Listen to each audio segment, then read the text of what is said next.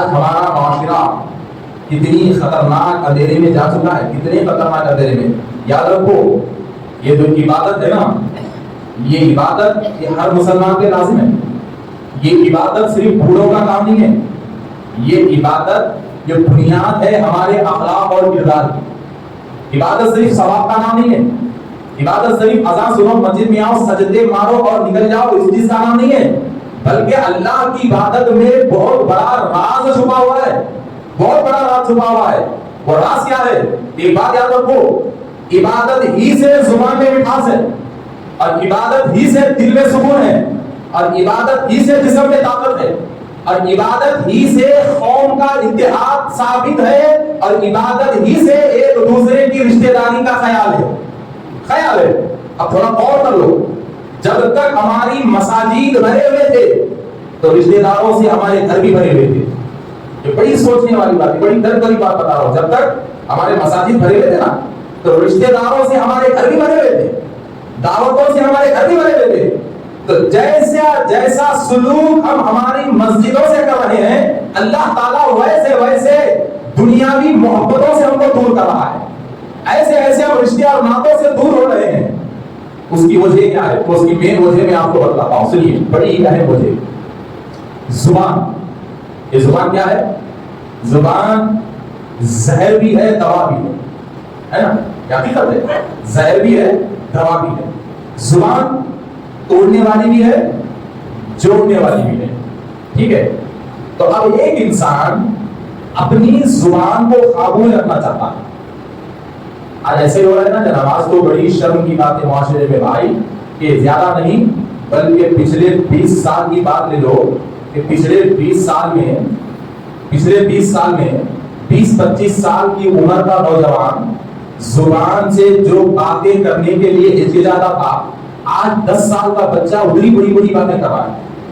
آج کیسی بےہودہ گفتگو ہے ہمارے بچوں کی زبان پر، کیسی گالیاں ہیں ہمارے چھوٹے معصوم بچوں پر.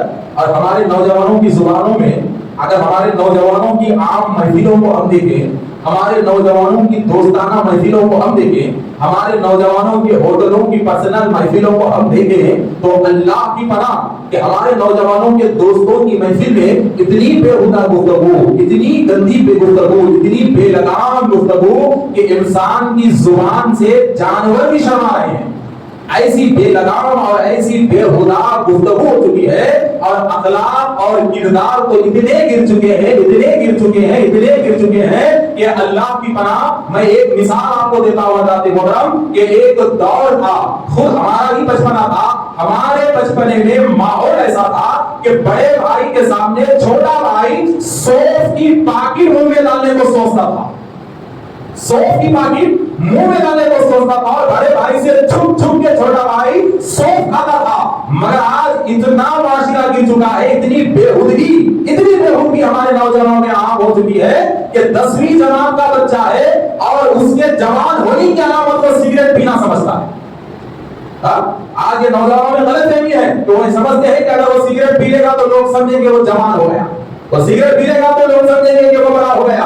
اور اتنی بد اخلاقی، اتنی بدتمیزی کہ بڑے بھائی کے سامنے زمانے میں سونف چھوٹا بھائی نہیں کھاتا تھا، اب تو بدتمیزی کی حد اتنی ہو چکی ہے کہ عمر کے 20 سال مکمل نہیں ہوئے اور یہ جناب اپنے باپ کے دوست کے سامنے بھی سگریٹ پیتے ہیں، اپنے دادا کی عمر والے کے سامنے بھی یہ سگریٹ پیتے ہیں، اپنے نانا دادا کے دوستوں کے سامنے بھی یہ سگریٹ مارتے ہیں. اس کی وجہ کیا ہے؟ آخر یہ برائی عام کیوں ہو گئی ہے؟ میں تو کہتا ہوں کہ اس میں ہمارے نوجوانوں کا کوئی قصور نہیں ہے، اس لیے کہ ہمارے یہ بچے کھلی کتاب بن کر ماں باپ کے سامنے ٹھہرے ہوئے تھے، سفید وقت بن کر ماں باپ کے سامنے ٹھہرے ہوئے تھے.